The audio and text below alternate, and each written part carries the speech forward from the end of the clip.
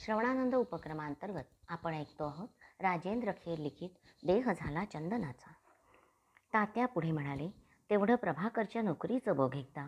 नोकरी लागल्यावर लग्नही उरकून टाक. शांताचं लग्न झालं, त्यामुळे ते एक ओझं उतरलं. आता याचं मार्गी लागलं म्हणजे मी सुटलो. यावर शास्त्री म्हणाले, तात्या तुम्ही चिंता करू नका, माझ्यावर सोपवलंय ना सारं. कशासाठी काळजी करायची? तुम्ही तुमच्या प्रकृतीची फक्त काळजी घ्या. मला काय झालं, एकदा या दुखण्यातून बाहेर पडलो की अंगात 1000 हत्तींचं बळ आलंच बघ. पायाच्या जखमांनी गेले काही दिवस त्रास दिला. त्यातून बरा झालो ना की कायमचा रोह्यात जाऊन राहणार. तेच माझे तीर्थस्थान आहे बघ. दुसरीकडे कुठेही तीर्थयात्रेला जाण्याची माझी मुळीच इच्छा नाही. काशी नाही की पंढरपूर नाही. अरे माझे तीर्थरूप वाडवडील ज्या भूमीत नांदले, फिरले, बागडले, ज्या भूमीवर त्यांनी मनापासून प्रेम केलं, त्या भूमीसारखं पवित्र तीर्थ मला दुसरं कोणतं असणार? त्या तीर्थक्षेत्री जाऊन मी राहणार. पुढच्या अंगणात दोन्ही पाय पसरून आरामात बसणार. दोन्ही पाय पसरता येणार नाहीत तात्या. हे बोलताना शास्त्रींची जीभ अडखळली. त्यांना गलबलून आलं. त्यांचा आवाज काहीसा कातर बनला. त्यांच्या बोलण्यावर तात्यांनी लगेच विचारलं, म्हणजे काय म्हणायचं आहे तुला? स्वतःला सावरून शास्त्री मोठ्या धीरानं म्हणाले, तात्या तुमचा हा पाय कापलाय. कापलाय? होय. लगेच त्यांनी आपला पाय चाचपून बघण्याचा प्रयत्न केला. त्या पायाला गँग्रीन झालं होतं तात्या. सडून गेला होता पाय आणि म्हणून कापावा लागला. त्याचं एक बोटही कापावं लागलं. तात्यांच्या छातीत धस्स झालं.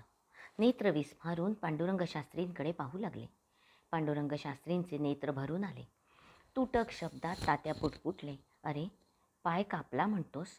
मग कापलेल्या पायाचं पाऊल दुखतं कसं? तो आभास आहे तात्या. शास्त्रात त्याला देहाभ्यास म्हणतात, हे तुम्हाला ठाऊक आहेच. एक सुस्कारा सोडून तात्या म्हणाले, म्हणजे मी आता परावलंबी झालो तर? तात्यांचे दोन्ही हात हाती घेऊन म्हणाले, परावलंबी? तात्या माझा आधार आहे ना तुम्हाला? तात्या आता शांत झाले होते. नेत्र मात्र पाण्याने डबडबले होते. थोड्याच वेळात नेत्रांना अश्रूंचं ओझं झालं आणि तत्क्षणी नेत्र मिटून घेतले. अश्रुबिंदू त्यांच्या गोऱ्या पान कोमल गालावरून कानाच्या बाजूला ओघळले. शास्त्रींनी चटकन त्यांचे अश्रू पुसले. कपाळावरून हात फिरवीत म्हणाले, तात्या तुमच्या मनावर फार मोठा आघात झाला असणार. आता हे दुःख सहन करायला हवं, अन्य मार्ग नाही. गदगद त्या स्वरात तात्या म्हणाले, करीन मी सहन. असं किती दिवस सहन करावं लागणार आहे? माझं आता उरलंय काय? त्यांचे नेत्र डबडबले. न कळत एक हुंदका मुखातून बाहेर पडला. शास्त्रींची सुद्धा तीच अवस्था झाली होती. मोठ्या प्रयासानं त्यांना स्वतःला सावरलं. कणखरपणे म्हणाले, तात्या 22 वर्ष तुम्ही मला सांभाळलंत, आता 22 वर्ष मी तुमचा सांभाळ करीन. तोपर्यंत डोळ्यात पाणी नाही आणायचं. एवढं बोलून शास्त्रींनी पटकन आपले नेत्र दोन्ही हातांनी झाकून घेतले. तात्या शांतपणे म्हणत होते, अरे मला धीर देतोस आणि स्वतःच भावना विवश होतोस. माझ्याकडे बघ, माझ्या डोळ्यातले अश्रू केव्हाच आटले. एवढं वाईट वाटून घेण्यासारखं काहीच घडलं नाही आहे. एवढा ज्ञानाचा पाया लाभला असताना एक पाय गेला म्हणून काय बिघडलं? मला आणखी काय पाहिजे? आता तूच माझे पाय आहेस. त्यांचं बोलणं ऐकून शास्त्रींनी आपलं मस्तक त्यांच्या छातीवर विसावलं. तात्या त्यांच्या मस्तकावर थोपटत राहिले. आपला एक पाय आणि हाताचं एक बोट कापल्याचं ऐकून तात्यांना धक्का बसला होता. पण थोड्याच वेळात तात्या पुन्हा पहिल्यासारखे शांत झाले. पांडुरंगाच्या रूपानं आपल्याला खंबीर पाय लाभलाय याची जाणीव त्यांना झाली. पांडुरंगासारखा तेजस्वी प्रतिभावान मुलगा लाभल्याचं त्यांना मनोमन समाधान वाटत होतं. आणि म्हणूनच ती कटू वार्ता ऐकूनही त्यांनी आपलं मन सावरलं. अपंगावस्थेतही गरुड झेप मारण्याची उमेद त्यांच्या अंगी आली होती. सकाळपर्यंत शांतपणे झोपी गेले. संसार करावा नेटका असं समर्थ रामदासांनी म्हटलंय.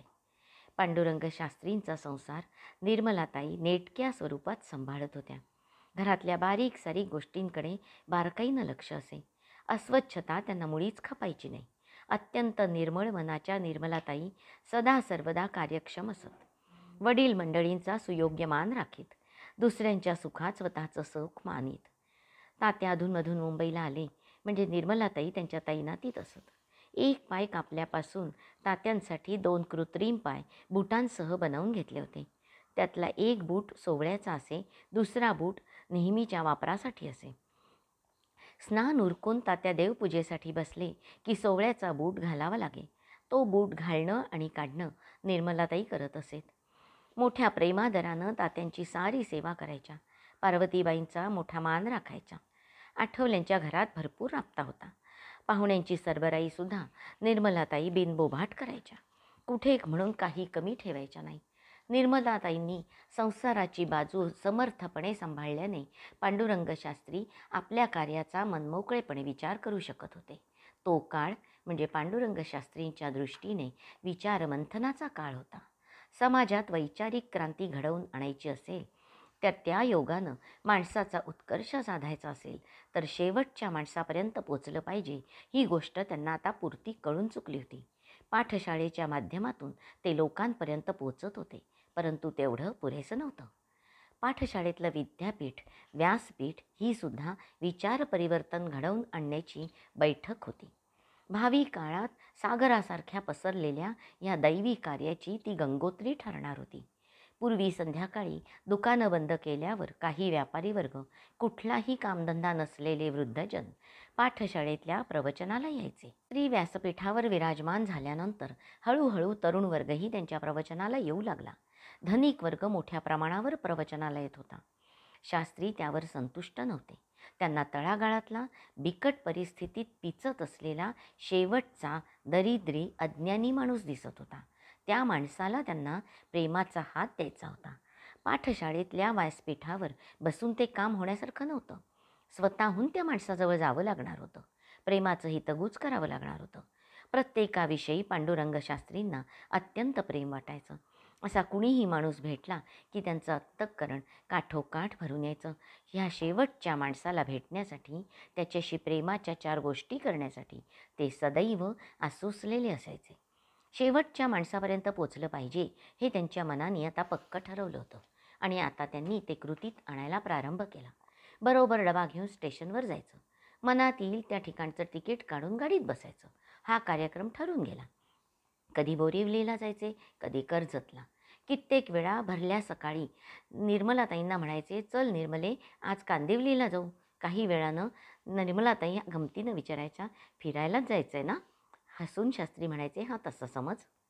शास्त्रींनाही हिंडणा फिरण्याची फार हौस होती. पाठशाळेच्या वेळा सांभाळून नियमितपणे फिरायला जात.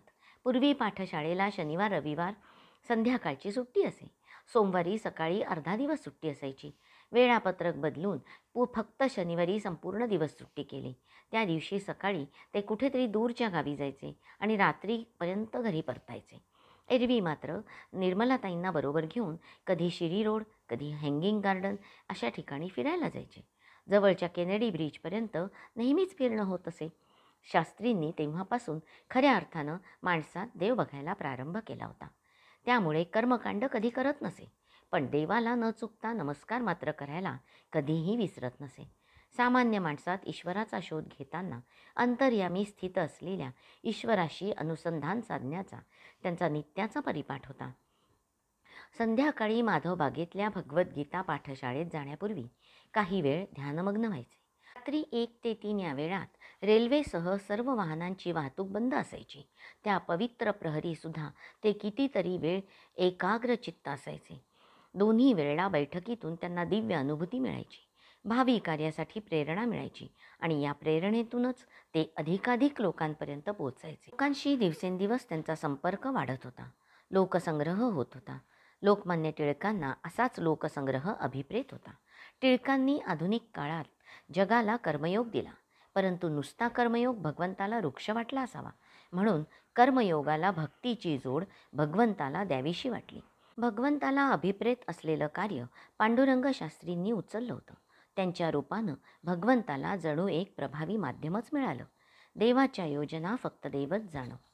1 ऑगस्ट 1920 साली लोकमान्य टिळकांनी इहलोकीची यात्रा संपवली. 19 ऑक्टोबर 1920 या रोजी पांडुरंग शास्त्री मर्त्य जगात अवतीर्ण झाले. टिळकांच्या कर्मयोगाला भक्तीची जोड देण्यासाठी ईश्वरी प्रेरणेनंच पांडुरंग शास्त्रींनी आपल्या कार्याला आरंभ केला. दुःखित पीडित लोकांवर निर्मळ प्रेमाचा वर्षाव करीत होते. लोकांना प्रेमळ भाव लाभल्याचं समाधान मिळत होतं. दिवसेंदिवस त्यांचा लोकसंपर्क वाढत होता. 1948 साली त्यांच्या या कार्यात थोडा अडथळा आला.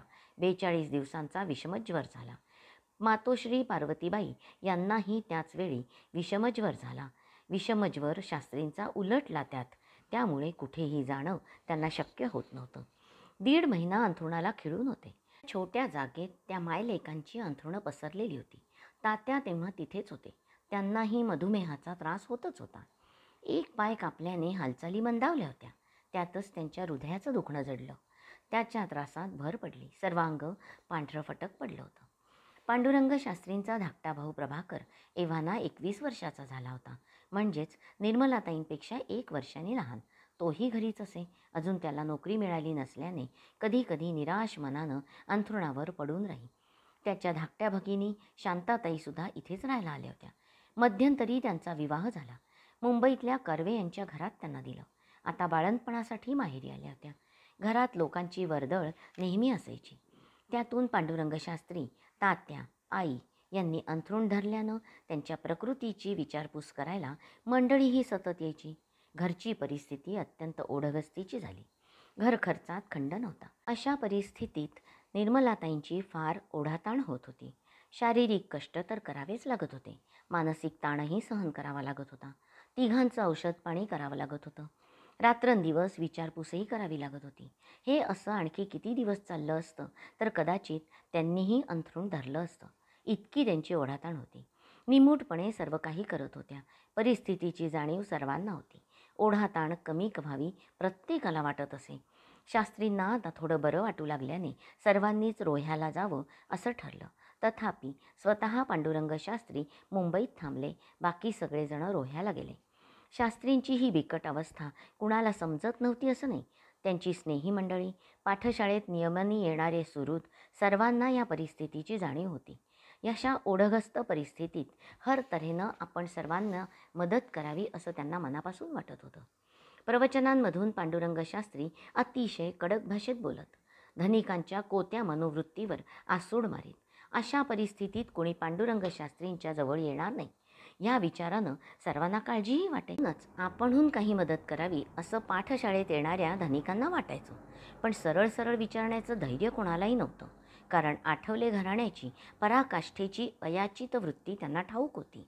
त्या मार्गानं मदत करायचा प्रयत्न करायचे. पण त्यांचे प्रयत्न फोल ठरायचे. पण व्यापारी मंडळी प्रयत्न करणं सोडायचे नाहीत. लगेच हार खाईल तर तो व्यापारी कसला. एक दिवशी असाच एक व्यापारी पांडुरंग शास्त्रींना भेटायला गेले. त्यांचं नाव गोवर्धनदास सोनावाला. ग्रँड रोडजवळ त्यांची गोल्ड रिफायनरी होती. लाखो रुपयांची मालमत्ता होती. केवळ आपल्या गोल्ड रिफायनरीला संरक्षक तटबंदी असावी या हेतूनं त्यांनी या रिफायनरीच्या सभोवती इमारती बांधल्या. चारही बाजूनी बांधलेल्या या इमारती आपल्या ओळखीतल्या लोकांना नाममात्र भाड्यानं दिल्या होत्या. असे हे व्यापारी बुलियन मार्केटमध्ये लाखो रुपयांची उलाढाल करीत असत. आपला हा मोठा व्यापारी भाग सांभाळून ते पाठशाळेत नियमितपणे यायचे. पांडुरंग शास्त्रींची आर्थिक परिस्थिती त्यांना माहीत होती. काहीतरी मदत करावी या हेतूनं पांडुरंग शास्त्रींना ते भेटायला आले होते. मी वृषाली केळकर आजच्या वाचनाचा इथे समारोप करते. हरिओम तत्सत. श्रीकृष्णार्पणमस्तु.